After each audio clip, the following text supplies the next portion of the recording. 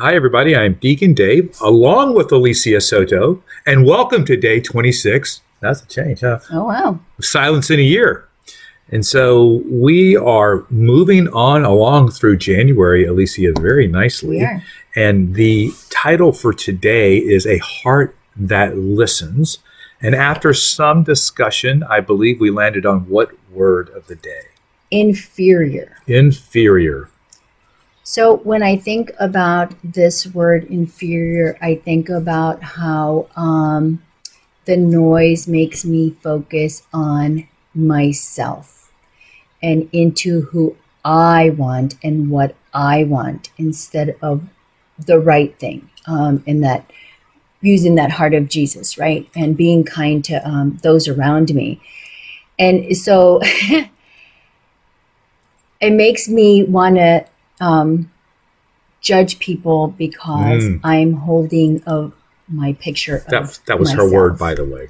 Judgment. of myself. Well, so I just think that when we look at ourselves, we tend to point at other people because we want to make ourselves look better. You know, the things of the world, like you have said, will influence us to become more selfish, right, and less selfless. And how often, I think you just really hit on a really good point, how often do we jump to trying to place the blame on someone else or to say it's not our fault, right?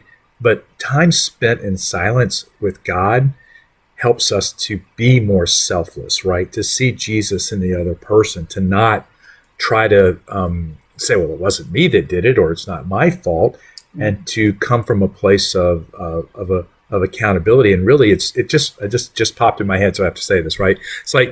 It's like when we're being selfish, right? We're trying to go to the head of the table, right, at that banquet or that party, right. And Jesus says, well, maybe you should sit down here because if someone else comes along, it's going to be really embarrassing, right? So God teaches us to be selfless, to take the other end of the table, and then I think it's through that humility, right, that we are actually elevated in our humanity. Well, I think that when you're not self-seeking, right? And you're not thinking about yourself, your heart is not as hardened as it would be, right? Because you're actually looking at somebody else. So you're looking at other people through the eyes of Jesus and the love that he had for them. And I think that softens your heart a little bit more, and you're not as judging to people. I think it also, that silent time that we spend with God, it helps to form our conscience, right? So that we can see that beauty that you're talking about in the other people, those same people that God has created, just like me and you, Alicia, right? Who loves them in spite of whatever it is we might think is wrong with them, right? And to be able to reorder our thinking, right? Through spending silent time with God, okay? And listen to him with our heart, like you said, because then that changes our heart with everybody that we deal with. Right. So we can't just be thinking about ourselves. And in the first book of Kings, chapter 3, Jesus tells Solomon, "Hey, ask me for whatever you want, and I'll give it to you." And he didn't ask for power. He didn't ask for wealth. He didn't ask for any of that. He asked for a discerning heart. And as a king, to say that just means that he wasn't being inferior, right? He wasn't thinking about it as what's in it for me. He was thinking about his people. He was there to serve his people and to make the decisions that were best for all of his people, not for himself.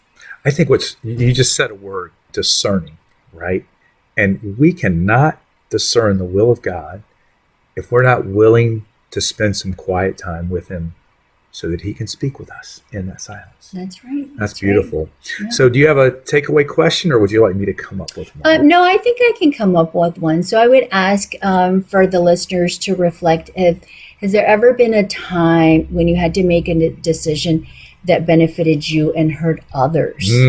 And if so, knowing what you know now, would you have made a different decision? I certainly hope so. I hope so. I think part of that too, Alicia, is being able to take those kind of places in the past where we've fallen, be able to bring them to the present, like you're saying, in light of our faith now, and then allow that to be a springboard and a lesson that helps us to make better decisions moving forward. That's called anamnesis, by the way. Yes, You know, and I can't pronounce that word, so don't make me. neither can layperson Lisa.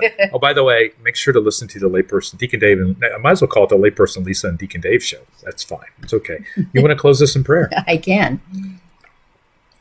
I come, O Lord, unto your sanctuary, to the life and food of my soul.